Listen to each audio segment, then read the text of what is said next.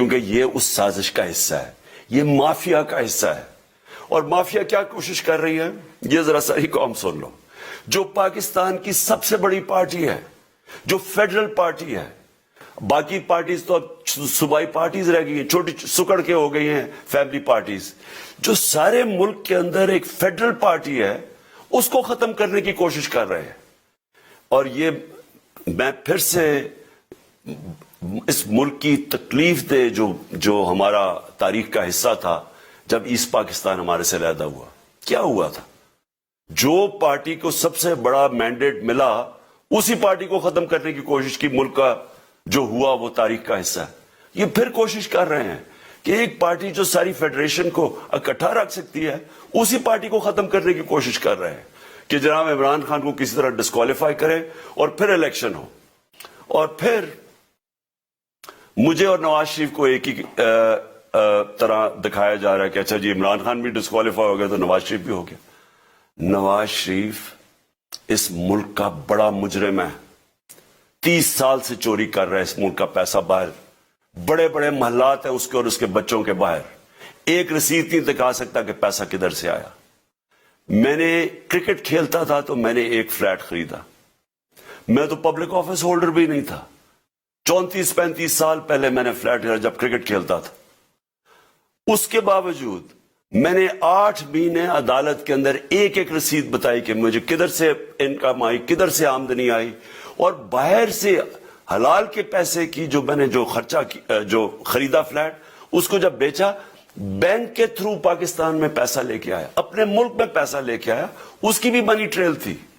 عدالت نے مجھے صادق اور امین کہا، اور مجھے مقابلہ اس آدمی سے کر رہے ہیں جو اربوں روپے کی پراپرٹیز لے کے بیٹھا ہوا ہے۔ کبھی کوئی جھوٹ بولتا ہے کہ جی مجھے قطری خات کے جی قطری نے پیسے دے دیے، کبھی وہ کہتا ہے یہ ہے، وہ ذرا ہے، وہ فیل ہو جاتا ہے، وہ بیٹی کہتی ہے میرے لندن تو چھوڑو پاکستان میں کوئی پراپرٹی نہیں ہے، اور پھر پراپرٹی نکلا۔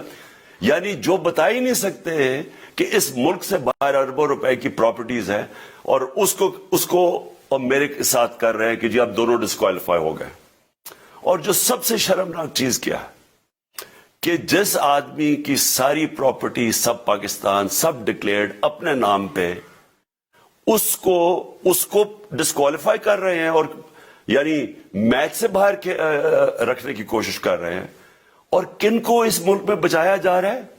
اس ملک کے بڑے بڑے مجرم جن کے اوپر اربوں روپے کے کیسز ہیں، وہ آ کے پہلے تو ان کو سازش کے تحت ملک پہ بٹھایا جاتا ہے، پھر وہ قانون اسمبلی میں بیٹھ کے نیب کا قانون چینج کرتے ہیں اور 1100 ارب روپے اپنا معاف کروا لیتے ہیں۔ قوم جب نیچے پسی ہوئی ہے آج مہنگائی میں، بے روزگاری میں، 6 مہینے میں انہیں ملک کدھر سے کدھر پہنچا دیا ہے۔ آج دنیا کہہ رہی ہے کہ پاکستان قرضے نہیں اپنے واپس کر سکتا، ہمارے بانڈز کریش کر گئے ہیں، ہماری انڈسٹری نیچے جا رہی ہے، ہمارا فورن جو پاکستان میں ڈالرز آنے تھے، ایکسپورٹس بھی نیچے جا رہی ہے، ریمیٹنس بھی نیچے جا رہی ہے، ملک کی دولت کم ہو رہی ہے، گروتھ ریٹ نیچے چلی گئی ہے، کسان علیحدہ سڑکوں پہ نکلے ہوئے ہیں، ٹیکسٹائل انڈسٹری وہ 20% بند ہو گئی ہے۔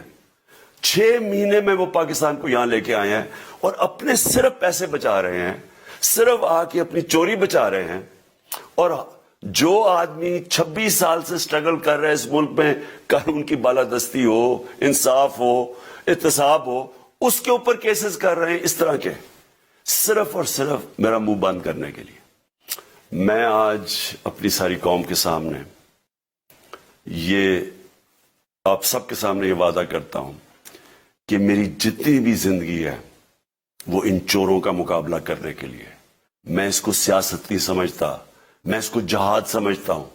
یہ جو مافیا بیٹھا ہوا ہے جس کا یہ حصہ ہے یہ الیکشن کمشنر، میں جب تک زندہ ہوں میں ان کا مقابلہ کروں گا۔ میں اپنے سارے آج جو پروٹیسٹرز بیٹھے ہیں، میں آپ سب کو آج پہلے تو شکریہ ادا کرتا ہوں۔ اب میں کہتا ہوں کہ اب آپ پروٹیسٹ ختم کر دیں، آج آپ پروٹیسٹ اب ختم کر دیں، کیونکہ لوگ اس وقت مشکل میں ہیں اور میں نہیں چاہتا کہ میری قوم مشکل میں ہو۔ لیکن آپ سب تیاری کریں۔ میں نے کہا تھا مہینے کے اینڈ میں لانگ مارچ کروں گا، اور میں پوری طرح انشاءاللہ اس ملک کی تاریخ کی یہ سب سے بڑا پروٹیسٹ ہوگا، اور یہ صرف لانگ مارچ پہ ختم نہیں ہوگا، یہ میری حقیقی آزادی کی تحریک چلتی رہے گی۔ जब तक इस मुल्क के अंदर कानून की बालादस्ती कायम नहीं होगी, इस तरह के चोर, इस तरह के डाकू, इस तरह के माफिया, इस तरह का ये करप्ट इलेक्शन कमिश्नर, जब तक ये बैठे हैं मेरी ये तहरीक चलेगी। और मैं अपनी सारी कौम को आज कह रहा हूं कि ये मुल्क एक फैसला कुन मोड़ पे है। अगर हम जो अल्लाह का हुक्म है कि जुल्म और नाइंसाफी के सामने खड़े हो, जहाद करो, अल्लाह का हुक्म है अमर बिल मारूफ, अच्छाई के साथ खड़े हो और इस तरह के चोरों के खिलाफ खड़े हो, जब तक हम कौम इस फैसला कुन वक्त पे अब जद्दोजहद करने के लिए तैयारी नहीं करेंगे, हम इन चोरों से अपनी जान नहीं छुड़ा सकेंगे। जहाद अल्लाह ने हमारे पे फर्ज इसलिए किया है कि जब हम जुल्म का मुकाबला करते हैं, अपनी बेहतरी करते हैं, जुल्म कम हो जाता है। जब हम इस तरह की नाइंसाफी और जुल्म के सामने सर झुकाते हैं, हमारी माशरा तबाह हो जाता है। जब माशरा अच्छे और बुरे की तमीज खत्म करता है, ये चोर जाके मुल्क का फैसला करते हैं, वो माशरा को तबाह कर देते हैं। हम आज उस फैसला कुन वक्त पे खड़े हैं। मैं आपको कॉल दूंगा, फिर से मैं आपको कहूँ, और इंशाअल्लाह इस मुल्क की तारीख की ये सबसे बड़ा मुजाहरा होगा, ये सबसे बड़ी प्रोटेस्ट मूवमेंट होगी, और ये रुकेगी नहीं। अब ये जब तक हम इस मुल्क को हकीकी तौर पे आजाद नहीं करते, ये मेरी प्रोटेस्ट मूवमेंट अब चलती रहेगी। पाकिस्तान जिंदाबाद। इमरान खान का वीडियो पैगाम आपने सुना, यहाँ शामिल करेंगे एक ब्रेक। आप रहिए ना इंटरव्यू न्यूज़ के साथ।